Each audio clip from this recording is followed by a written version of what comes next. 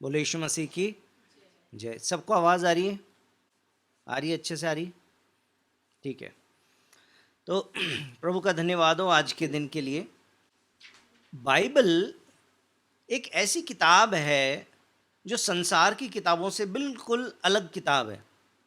कोई भी संसार की किताब जो होती है, जैसे कोई भी कहानी की किताब है, नॉवल की किताब है, आप उसको जब एक बार पढ़ लेते हैं तो दूसरी बार में आपको उसमें ज़्यादा इंटरेस्ट नहीं आता, और अगर आपने 2 बार पढ़ ली तो तीसरी बार में तो आपको उसकी पूरी कहानी याद हो जाती है, और उसके बाद में उसमें आपको कोई भी इंटरेस्ट नहीं आता, क्योंकि आपको सारी बात पता है कि आगे क्या होगा, आगे क्या होगा। लेकिन इसके विपरीत बाइबल जो है ये परमेश्वर का जीवित वचन है कि हम उसको जितनी बार भी पढ़ते हैं, बाइबल प्रतिदिन एक नई बात हमसे करती है। कई बार परमेश्वर का वचन कुछ पुरानी बातों को हमको रिमाइंड करता है, और कई बार हमारी परिस्थितियों के अनुसार एक नई बात हमको बताता है। ये परमेश्वर के वचन की यूनिकनेस है। परमेश्वर के वचन बाइबल की ये सुंदरता है कि आप उसको जितनी भी बार पढ़ेंगे, आपकी परिस्थितियों के अनुसार परमेश्वर आपसे बात करते हैं। दूसरी बात, कल मैंने एक मैसेज पोस्ट किया था जिसका टाइटल है संतुलित जीवन मसीह में हम कैसे जिएं। मैंने वहाँ पर 3 बातें बताई थी आत्मिक जीवन जीने के लिए। जिस प्रकार से एक तिपाई के ऊपर हम बैठते हैं, और तिपाई की यदि एक टांग खराब हो, स्टूल समझते हैं ना, 3 टांग वाली स्टूल, और उसकी यदि एक टांग खराब हो तो हम गिर सकते हैं। और साथ साथ में यदि एक आदमी हमको धक्का देने के लिए और खड़ा हो तो हमारे लिए उस पर बैठना सच में बहुत ही मुश्किल हो सकता है। तो बाइबल में लिखा हुआ है कि शैतान जो है वो तो फाड़ खाने वाले सिंह के समान तैयार ही खड़ा है कि किस विश्वासी को गिरा दे, और यदि आत्मिक जीवन में बैलेंस नहीं होगा तो हम ज़रूर गिर ही जाएंगे। तो इसलिए संतुलित जीवन जीने के लिए मैंने 3 बातें उसमें बताई थी। पहला, प्रभु का वचन जो हमारी आत्मा की रोटी है। दूसरा, छोटी लोमड़ियों को पकड़ना, यानी कि वो जो छोटे छोटे अननोटिस्ड पाप होते हैं, जो छोटे छोटे से पाप हमारे ज़िंदगी में बने रहते हैं, जिनका कई बार हमें पता भी नहीं चलता। ज़रा ज़रा से छोटे छोटे से पाप, बुरा मानना अभी भी है, मुंह से गलत शब्द निकाल देना अभी भी है, कड़वी बात बोलकर किसी का दिल दुखा देना अभी भी है। इन सारी बातों के प्रति भी हमें सजग होने की ज़रूरत है। और तीसरा, ज्योति की संतान है तो हम ज्योति के समान जीवन जिए भी। ये 3 बातें मैंने बताई थी। मैं आज आपको वचन के बारे में, तो आप जानते हैं, बहुत बार हम इस बारे में वचन प्रचार कर चुके कि वचन ज़रूरी है, वचन ज़रूरी है। लेकिन मैं आज आपके साथ में इस बात पर मनन करना चाहता हूँ कि संतुलित वचन को सीखना कितना ज़रूरी है। The importance of interpreting Bible in balanced way. परमेश्वर के वचन को संतुलित तरीके से समझना। मत्ती की किताब उसका 4था अध्याय, उसका 4 वचन और फिर 5 से 7 वचन, ये दो वचन हम लोग पढ़ेंगे। मत्ती 4:4। यीशु ने उत्तर दिया, लिखा है, मनुष्य केवल रोटी ही से नहीं परंतु हर एक वचन से जो परमेश्वर के मुख से निकलता है जीवित रहेगा। हाँ जी, यहाँ पर प्रभु यीशु मसीह की जब शैतान परीक्षा करने के लिए आया था तो बोला कि पत्थर को रोटी बना ले। भूख लगी है ना, 40 दिन तक उपवास किया था, पत्थर को रोटी बना ले। परंतु यीशु मसीह ने शैतान की उस चाल का जवाब इस प्रकार से दिया कि लिखा है, मनुष्य केवल रोटी ही से नहीं परंतु हर एक वचन से जो परमेश्वर के मुख से निकलता है जीवित रहेगा। यदि प्रभु यीशु मसीह का शैतान की चाल का जवाब देने का तरीका ये था कि वो वचन से बात करे, तो हमारे लिए भी वचन ही वो चीज़ हो सकती है जिसके द्वारा हम शैतान की चालों का मुकाबला कर सकते हैं। शैतान का एक नाम है धोखेबाज। शैतान हमें धोखा देने के लिए आता है, इसलिए हमें बहुत ही सजग रहने की ज़रूरत होती है। और जब वो हमारे ऊपर कोई अपने धोखे की चाल चलता है तो वचन के द्वारा हम उसका जवाब देते हैं। लेकिन शैतान एक बार में चुप नहीं हुआ, उसने फिर से यीशु मसीह की परीक्षा की। फिर क्या हुआ, 5 से 7 पढ़ें। तब इब्लीस उसे पवित्र नगर में ले गया और मंदिर के कंगूरे पर खड़ा कर दिया और उससे कहा, यदि तू परमेश्वर का पुत्र है तो अपने आप को नीचे गिरा दे, क्योंकि लिखा है, वह तेरे विषय में अपने स्वर्गदूतों को आज्ञा देगा और वे तुझे हाथों हाथ उठा लेंगे। कहीं ऐसा न हो कि तेरे पाँव में पत्थर से ठेस लगे। ये सुंदर सा परमेश्वर का वचन कोट करके किसने बोला है? किसने बोला है कि लिखा है? किसने बोला है? प्रभु यीशु मसीह ने बोला है। अगर आपको ऐसा लगता है तो एक बार बाइबल को फिर से ध्यान से पढ़िए कि लिखा है, इब्लीस उसे पवित्र नगर में ले गया, मंदिर के कंगूरे पर खड़ा किया। यानी शैतान ने प्रभु यीशु मसीह को मंदिर के कंगूरे पर खड़ा करके और उसने यीशु से कहा, यीशु मसीह को बोल रहा है। कौन बोल रहा है? शैतान बोल रहा है, लिखा है यदि तू परमेश्वर का पुत्र है तो अपने आप को, मतलब पहले परीक्षा कर रहा है कि तू परमेश्वर का पुत्र है तो अपने आप को गिरा दे। क्यों? क्योंकि लिखा है, लिखा है वह तेरे विषय में अपने स्वर्गदूतों को आज्ञा देगा और वह तुझे हाथों हाथ उठा लेंगे, तेरे पाँव में कोई ठेस नहीं लगेगी। लिखा है। कौन बोल रहा है? शैतान बोल रहा है।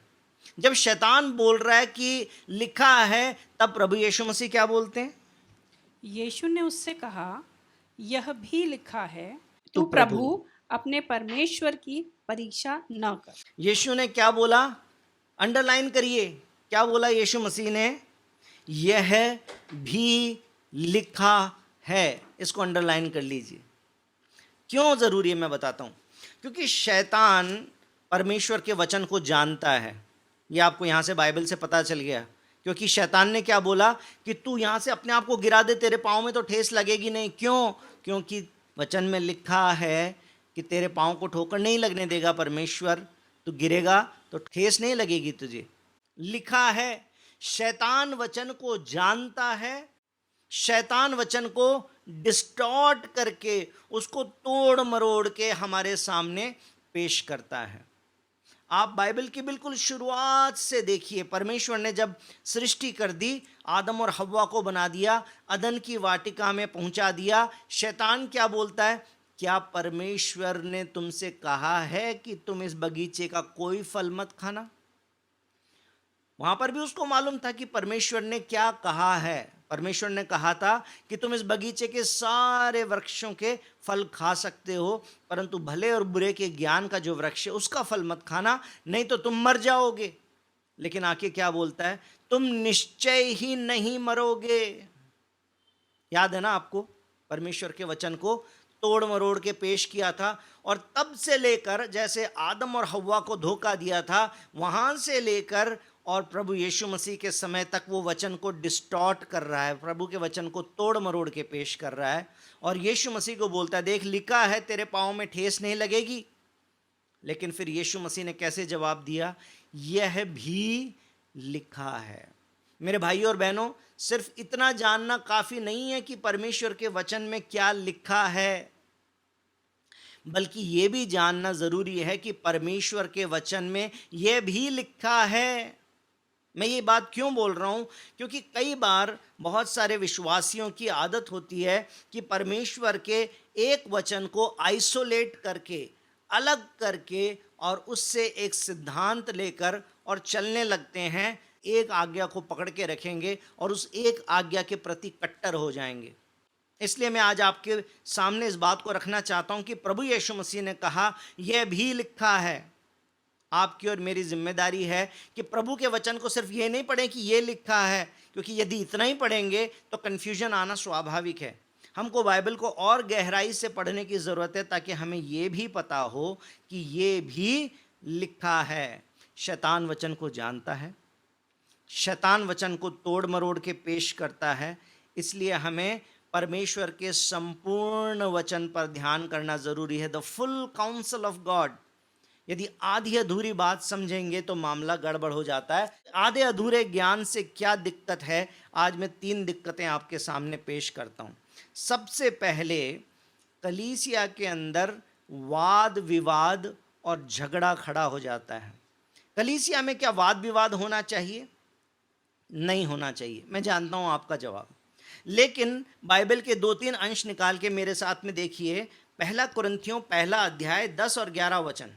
हे भाइयों, मैं तुमसे हमारे प्रभु यीशु मसीह के नाम से विनती करता हूँ कि तुम सब एक ही बात कहो। और तुम में फूट न हो, परंतु एक ही मन और एक ही मत होकर मिले रहो। परमेश्वर की इच्छा क्या है मेरे भाई और बहनों? परमेश्वर की इच्छा ये है कि हमारे बीच में किसी बात में फूट ना हो, हमारे बीच में दो मन ना हो और हम दो मत ना हो। परमेश्वर अपने विश्वासियों से क्या उम्मीद करता है, क्या कहता है कि हे भाइयों, मैं तुमसे हमारे प्रभु यीशु मसीह के नाम से विनती करता हूँ। पौलुस इस बात की याद दिलाता है कि तुम सब एक ही बात कहो। एक ही बात कहो। एक बात कैसे कह सकते हैं? हम सब तो अलग अलग लोग हैं, अपनी अपनी मर्जी की बात कह सकते हैं, लेकिन हम एक बात तभी कह पाएंगे जब हमारा आधार सिर्फ बाइबल है। यदि हमारा आधार हमारी भावना बन जाएगी तो एक आदमी की भावना कुछ बोलेगी, दूसरे आदमी की भावना कुछ और बोलेगी और तीसरी बहन की भावना कुछ और बोलेगी, तो तीन बातें निकल के सामने आ जाएगी। एक मन नहीं हो सकते, एक बात नहीं हो सकती। लेकिन बाइबल कहती है एक ही बात कहो, तुम में फूट ना हो, परंतु एक ही मन और एक ही मत होकर मिले रहो। दूसरा तिमुथियुस 2:14 भी पढ़ें। इन बातों की सुधि उन्हें दिला और प्रभु के सामने चिता दे कि शब्दों पर तर्क वितर्क न किया करें, जिनसे कुछ लाभ नहीं होता, वरन सुनने वाले बिगड़ जाते हैं। इन बातों की सुधि दिला। अब ये कौन बोल रहा है? अब ये पौलुस सिखा रहा है तिमुथियुस को। तिमुथियुस एक जवान है जो परमेश्वर की सेवा के लिए अलग किया गया है, और इसके लिए एक पास्टरल सेवकाई के लिए जब उसको तैयार किया जा रहा है, तो एक तरह से उसके ट्रेनिंग के लिए, एक पास्टरल ट्रेनिंग के लिए पौलुस उसको ये बात सिखा रहा है। और मैं आप लोगों से, जो हम जितने भी लोग प्रभु के लिए अपना मुंह खोलते हैं और किसी न किसी प्रकार से सेवकाई करते हैं, चाहे अपनी गवाही देकर, चाहे सुसमाचार सुनाकर, चाहे वचन का प्रचार करके, हम सबको भी इस बात को सीखने की ज़रूरत है। क्या? कि इन बातों की सुधि उन्हें दिला। किसको? कलीसिया को दिला, और प्रभु के सामने चिता दे। ये हमारी जिम्मेदारी है कि प्रभु को हाजिर जान के अपनी कलीसिया को चिताना है कि शब्दों पर तर्क वितर्क न किया करें, जिनसे कुछ लाभ नहीं होता, परंतु सुनने वाले बिगड़ जाते हैं। नए विश्वासी जब इस बात को देखते हैं कि कोई दो पुराने विश्वासी आपस में तर्क वितर्क कर रहे हैं, उन्हें नहीं पता किन की तरफ से हमें खड़े होना चाहिए, कौन सही बोल रहा है और कौन नहीं बोल रहा है। क्योंकि एक जना वचन का आधार लेके बोल रहा है, दूसरा वचन का आधार लेके उसकी काट रहा है। जैसे शैतान ने वचन का इस्तेमाल किया और परमेश्वर ने वचन के द्वारा काट कर दी। अब ये बात हम मैच्योर विश्वासी के रूप में तो समझ सकते हैं कि कौन सी बात शैतान बोल रहा है और कौन सी बात प्रभु यीशु मसीह बोल रहे हैं, लेकिन कलीसिया में जब तर्क वितर्क होता है तो हम नहीं पता कर सकते कि कौन वचन के हिसाब से सही बोल रहा है और कौन गलत बोल रहा है। क्योंकि जब आधार बाइबल नहीं रहा तो फिर तर्क वितर्क आ जाते हैं। एक वचन और पढ़िए, याकूब की किताब 4 अध्याय 1 वचन। तुम में लड़ाइयाँ और झगड़े कहाँ से आ गए? क्या उन सुख विलासों से नहीं जो तुम्हारे अंगों में लड़ते भिड़ते हैं? बाइबल क्या कहती है? तुम में लड़ाइयाँ और झगड़े कहाँ से आ गए? न सिर्फ पौलुस की ये बात की चिंता थी, बल्कि प्रभु यीशु मसीह का एक और चेला है याकूब। कैसा चेला है? जो प्रभु यीशु मसीह का भाई है। प्रभु यीशु के इतने नज़दीक होते हुए भी वो अपने आप को ऊंचा करने की कोशिश नहीं करता। हमने बीते दिनों में देखा है कि ऊंचा उठने की चाहत किसकी है? शैतान की। वो कहता है मैं परम प्रधान से भी ऊपर अपना सिंहासन लगाऊंगा। और नीचे झुकने की चाहत किसकी है? हमारे प्रभु यीशु मसीह की। वो कहता है कि तुम बैठे रहो, मैं तुम्हारे पाँव धोऊंगा और मैं तुम्हारे पाँव पोंछ दूंगा। पतरस कहता नहीं प्रभु, ये कैसी बात कर रहे हो? आपके पैर हमको धोना चाहिए, आप तो बिल्कुल भी हाथ ही मत लगाओ। प्रभु यीशु मसीह ने कहा कि यदि मैं तेरे पैर ना धोऊं तो तेरा मेरा कुछ भी लेना देना नहीं है। तो उसने बोला प्रभु फिर आप नहला ही दो। फिर प्रभु ने क्या बोला? जो नहा चुका उसको दोबारा नहलाने की ज़रूरत नहीं है, बस मैं तुम्हारे पैर धो दूंगा, मैं तुम्हारे पैर पोंछूंगा। प्रभु यीशु मसीह गुरु होकर, स्वामी होकर, सर्वशक्तिमान परमेश्वर होकर भी अपने चेलों के पैर धोते हैं। और हम क्या करते हैं? हम एक दूसरे को नीचा दिखाते हैं। कलीसिया के अंदर हम तर्क वितर्क करते हैं। जब हम परमेश्वर के वचन की संतुलित सोच नहीं रखते, जब हम प्रभु के वचन को अपना आधार नहीं बनाते, तो कई बार ये हमारे साथ में होता है। दूसरी बात, जब अनबैलेंस टीचिंग रहती है, असंतुलित जब हमारी सोच बाइबल के बारे में बनती है, तो हम लीगलिस्ट बन जाते हैं। मैंने इसको टाइटल दिया, अनबैलेंस्ड अप्रोच मेक्स लीगलिस्ट बिलीवर्स।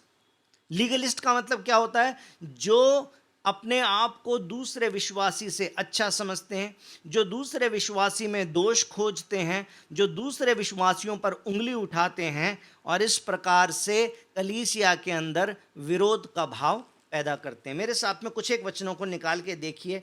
अपने आप को दूसरे से बेहतर समझते हैं, जबकि बाइबल क्या बोलती है? कुलुस्सियों की किताब उसका 3 अध्याय उसका 13 वचन हम लोग पढ़ें। और यदि किसी को किसी पर दोष देने का कोई कारण हो, तो एक दूसरे की सह लो और एक दूसरे के अपराध क्षमा करो।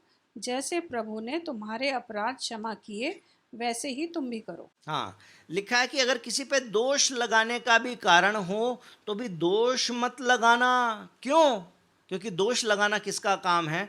शैतान का काम है। जिस प्रकार से मैंने एक नाम अभी आपको बताया शैतान का, क्या है? धोखेबाज, धोखा देने वाला। उसी प्रकार से उसका एक दूसरा नाम भी है, वो है दोष लगाने वाला। तुमने ऐसा गलत किया, तुम ऐसा कर रहे हो, तुम अच्छे विश्वासी नहीं हो, तुमको इतना भी नहीं मालूम।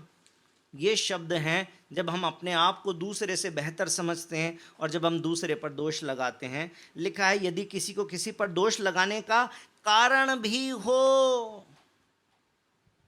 समझ में आ रहा आपको इसका मतलब क्या हुआ? इसका मतलब सही बात है, आपको अधिकार भी है कि आप सामने वाले पे दोष लगा सकते हैं। आप सत्य बोल रहे हैं, गलत नहीं बोल रहे आप। मेरे भाई और बहनों, मैं आपको बता दूं, शैतान जब हम पर परमेश्वर के सामने दोष लगाता है, तो झूठ नहीं बोल सकता। शैतान की इतनी ताकत नहीं है कि परमेश्वर के सामने खड़ा होकर ब्रिजेश चौरटिया पर झूठी उंगली उठा दे। लेकिन हम इस संसार में रहते हुए इतना अच्छा जीवन फिर भी नहीं बिताते हैं कि शैतान को हमारे जीवन से ऐसे कोई ना कोई कारण मिल जाते हैं जिसमें वो सच बोलकर हमारे ऊपर दोष लगा सकता है परमेश्वर के सामने। दोष लगाना हमारा काम नहीं है। लिखा है, यदि किसी को किसी पर दोष लगाने का कारण भी हो, तो भी एक दूसरे की सह लो और एक दूसरे के अपराध क्षमा करो। जैसे प्रभु ने तुम्हारे अपराध क्षमा किए, वैसे ही तुम भी करो। सही है? फिलिपियों 2:34 भी पढ़ें, 3 और 4। सॉरी। विरोध या झूठी बड़ाई के लिए कुछ न करो, पर दीनता से एक दूसरे को अपने से अच्छा समझो। एक दूसरे को क्या करो? अपने से अच्छा समझो।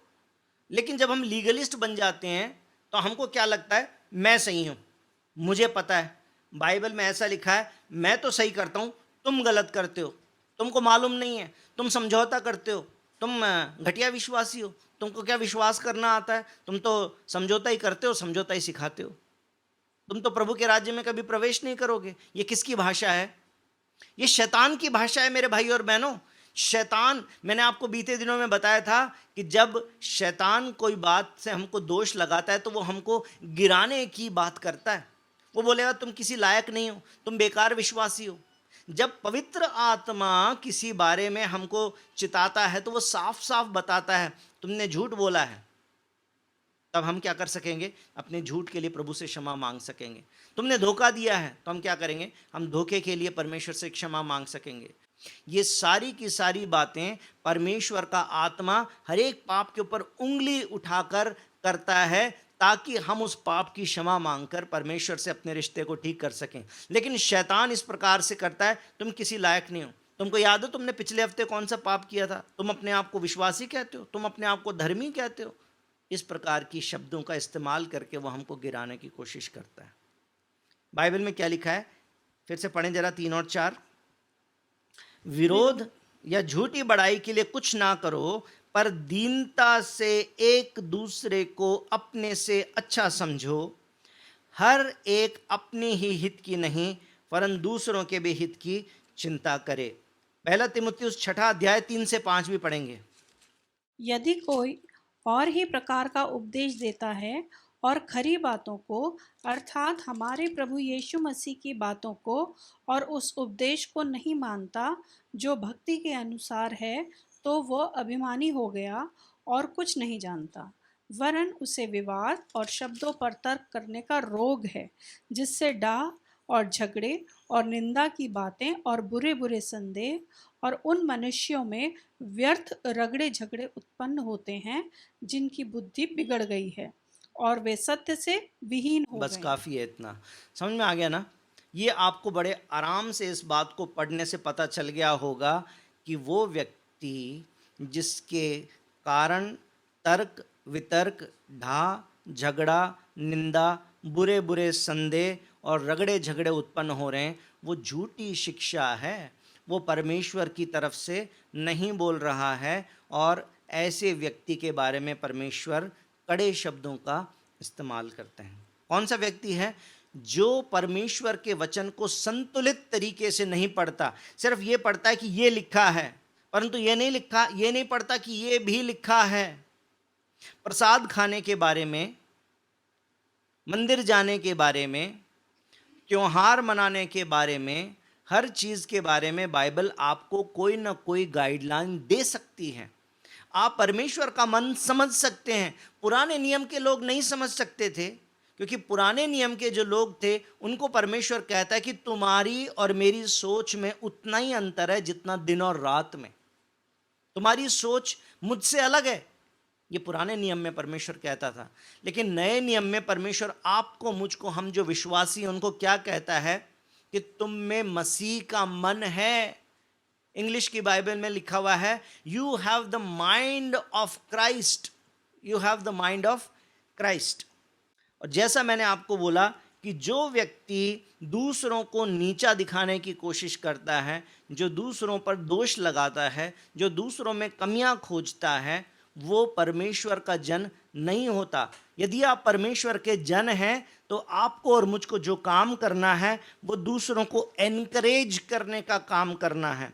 दूसरे के अंदर कमी खोजना, दूसरों में करेक्शन करना, ये उसका काम नहीं होना चाहिए, बल्कि अपने अगुओं के साथ में बात करके सीखें। और यदि सच में किसी में दोष लगाने का कारण भी पाए तो अपने अगुआ के साथ बातचीत करके उस व्यक्ति के लिए प्रार्थना करे और उस व्यक्ति को समझाने का प्रयास करे, जिसको पाप में या समझौते का जीवन जीते हुए देखें।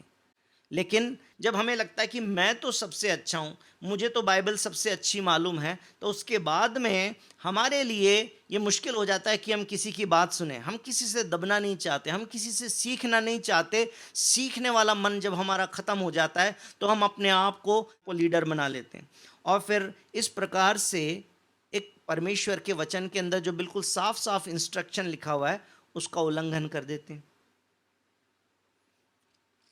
ऐसा व्यक्ति क्या बोलता है मैं बताता हूं।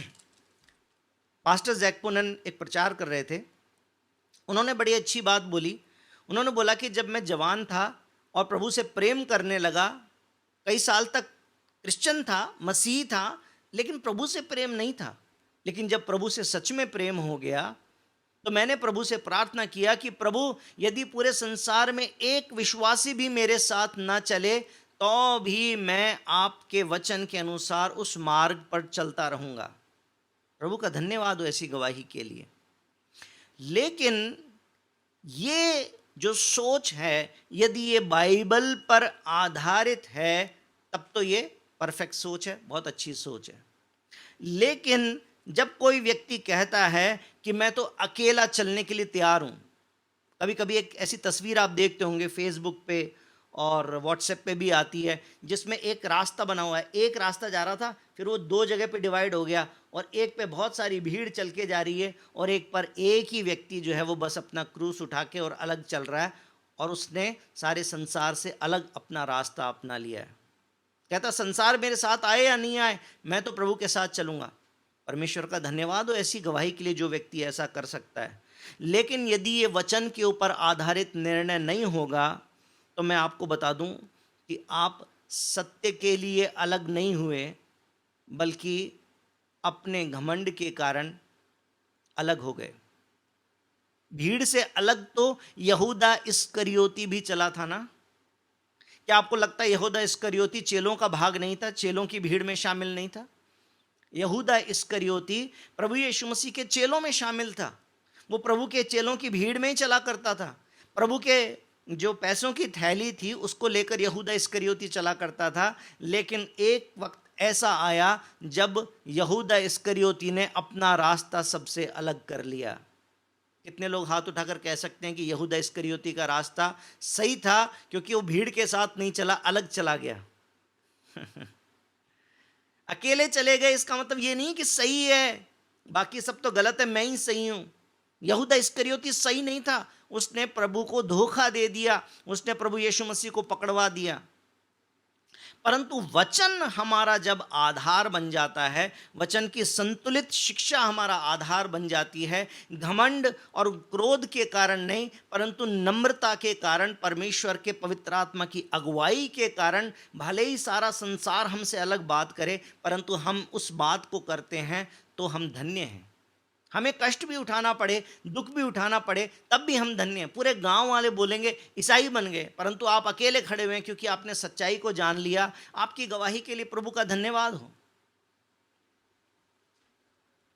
लेकिन यदि संतुलित वचन, प्रभु का वचन हमारा आधार नहीं है, तो इसका आधार क्या है? घमंड है।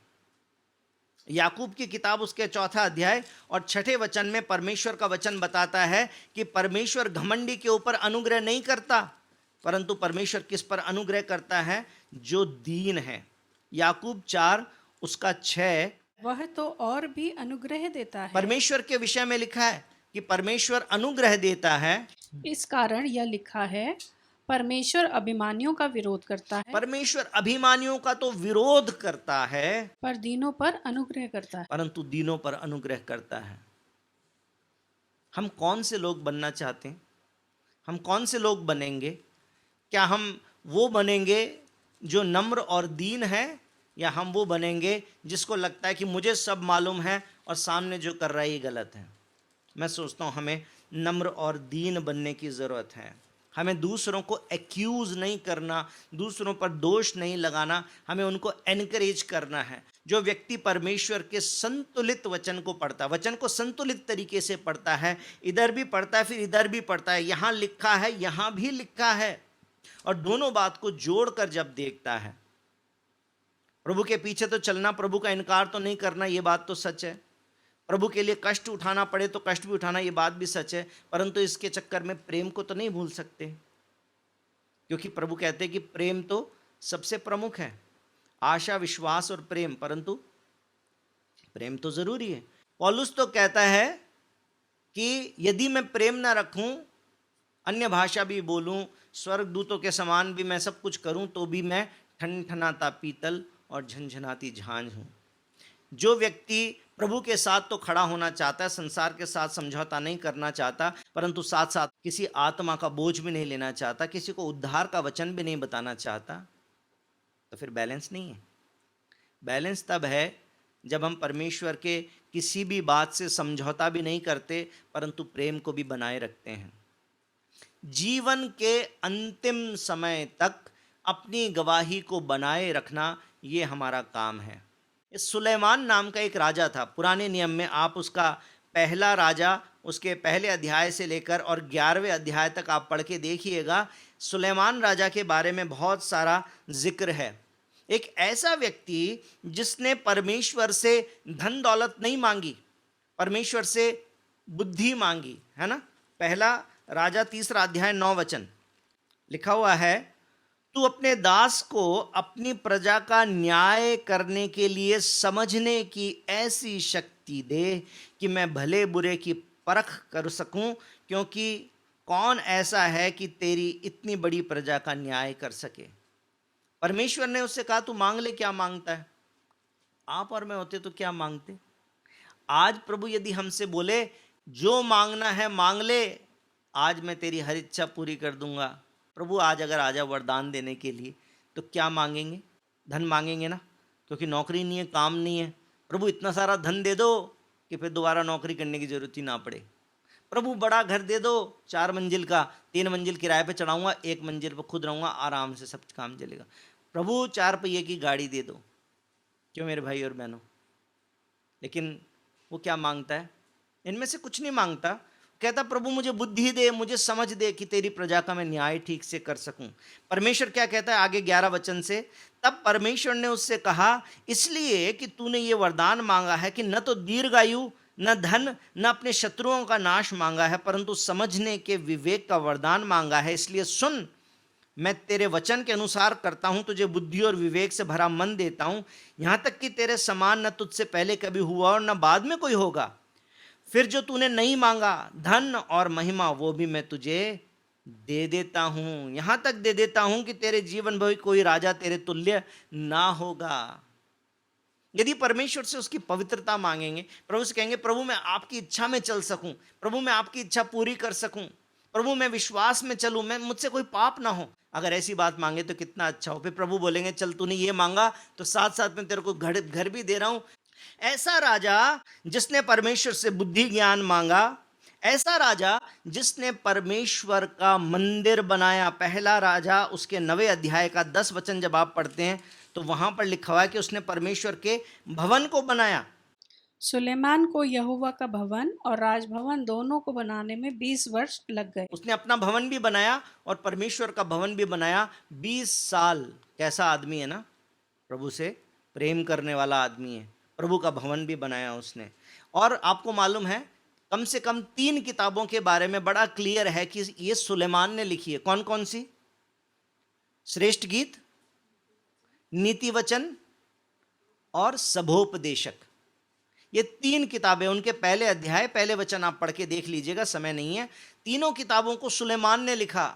लेकिन यही राजा सुलेमान जिसको बुद्धि थी, जो परमेश्वर से प्रेम करता था, जिसने परमेश्वर का भवन बनाया, जिसने परमेश्वर के वचन की सुंदर सुंदर 3 किताबें लिख दी, इसी व्यक्ति ने व्यवस्था विवरण के अंदर जो परमेश्वर ने 7वें अध्याय के 1 से 3 वचन के बीच में बोला था कि दूसरी अन्य जातियों की स्त्री के साथ में विवाह मत करना, उनको अपने घर में मत लाना, तो भी परमेश्वर की आज्ञा का उल्लंघन कर दिया।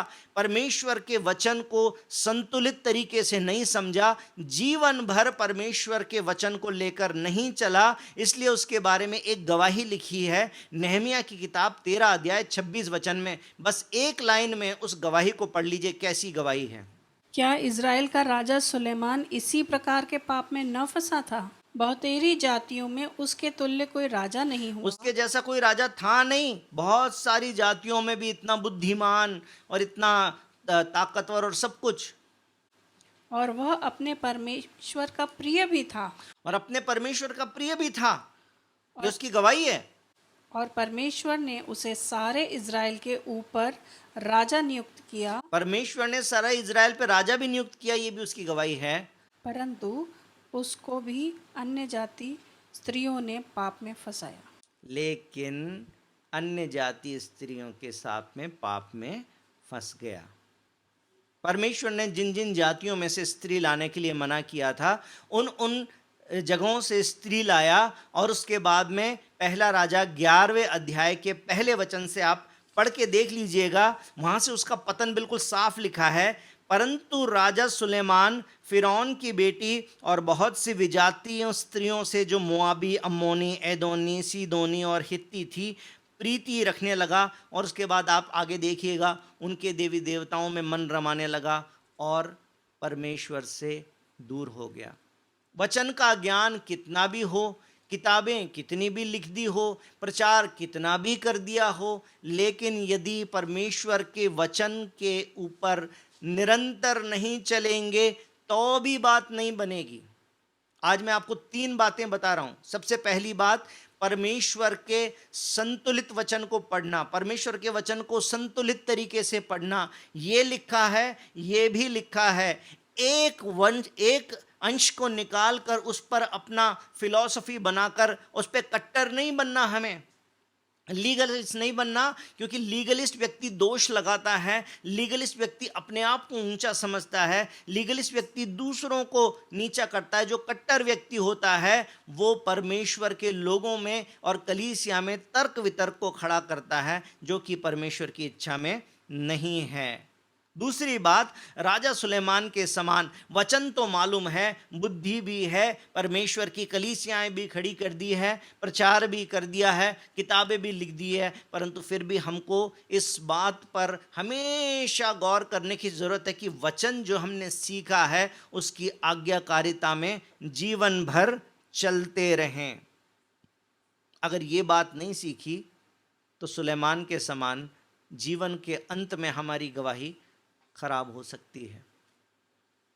कलीसिया में तर्क वितर्क नहीं करना, हमें कलीसिया में विवाद खड़ा नहीं करना, हमें परमेश्वर के लोगों को एक्यूज नहीं करना, दोष नहीं लगाना, हमें उनकी उन्नति के लिए प्रार्थना करनी है, उनको एनकरेज करना है, साथ साथ में अपनी गवाही को जीवन पर्यंत संभाल कर रखना है कि हमसे कोई पाप ना हो और हम परमेश्वर के वचन को जिसको हमने सीखा है, बैलेंस तरीके से सीखा है, तो भी जीवन भर उस वचन को जिसको हमने समझा है उसकी आज्ञाकारिता में चलते भी रहें। यदि परमेश्वर की वचन की आज्ञाकारिता आधे रास्ते में छूट गई तो जीवन के अंत में जाकर हमारी गवाही खराब हो सकती है। बाइबल में लिखा हुआ है कि मनुष्य का पुत्र जब आएगा तो क्या विश्वास पाएगा। हम जब परमेश्वर के आगमन का इंतज़ार कर रहे हैं मेरे भाई और बहनों, तो याद रखें परमेश्वर जब आएगा तो इस बात को खोजेगा कि हम विश्वासी हैं या नहीं, हमने वचन को संतुलित तरीके से समझा या नहीं, इस वचन को हम जीते हैं या नहीं। इसका ज्ञान होना काफ़ी नहीं है। सिर्फ वचन का ज्ञान हो जाता तो हम कट्टर हो जाते हैं। हमें कट्टर नहीं बनना, हमें वाद विवाद नहीं करना, हमें किसी को नीचा नहीं करना, हमें एक दूसरे को एनकरेज करना है। प्रभु यीशु मसीह के आगमन के लिए हमें एक दूसरे को तैयार करना है। अपनी गवाही को जीवन के अंत समय तक मजबूत बनाए रखना ताकि शैतान न सही न गलत किसी प्रकार का दोष हमारे ऊपर ना लगाने पाए। और जब हम प्रभु के घर में जाएं तो प्रभु हमको बोले, शाबाश मेरे विश्वासी बेटे, शाबाश मेरी विश्वासी बेटी, तू धन्य है। आमीन। बोले यीशु मसीह की जय। प्रभु आप सबको बहुत आशीष दे।